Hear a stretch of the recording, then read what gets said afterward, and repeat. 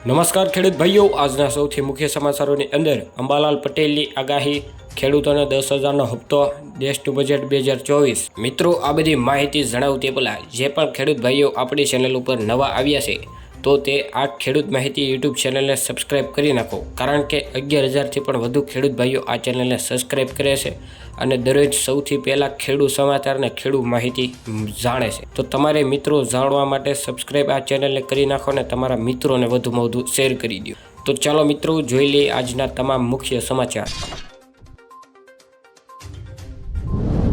સૌપ્રથમ મિત્રો વાત કરીએ તો ખેડૂતોને મળશે હવે 10,000નો હપ્તો।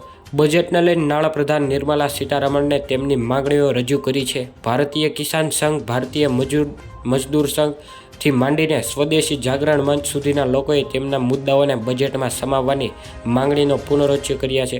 ખેડૂત સંઘે કિસાન સન્માન નિધિ વાર્ષિક 10થી વધારીને 12,000 કરવાની માંગ કરી છે। આ ઉપરાંત ડીબીટી દ્વારા ખેડૂતોને ખાતર અને અન્ય પ્રકારની સબસિડી સીધી આપવામાં આવે તેવી માંગ કરવામાં આવી છે।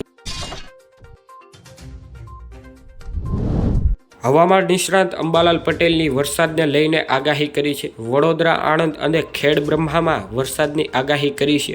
તે ઉપરાંત જંબુસર, ભરૂચ, પંચમહાલ જિલ્લાઓમાં વરસાદની આગાહી કરવામાં આવી છે। ઉત્તર ગુજરાતના મહેસાણા અને બનાસકાંઠા જિલ્લામાં વરસાદની આગાહી કરવામાં આવી છે। તે ઉપરાંત તાપી નદીના જળસ્તરમાં પણ વધારો આવી શકે છે।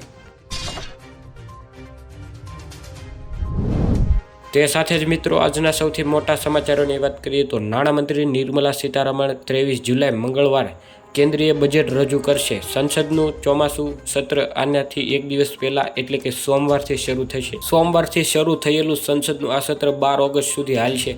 આમાં કુલ 19 બેઠકો યોજાવાની છે।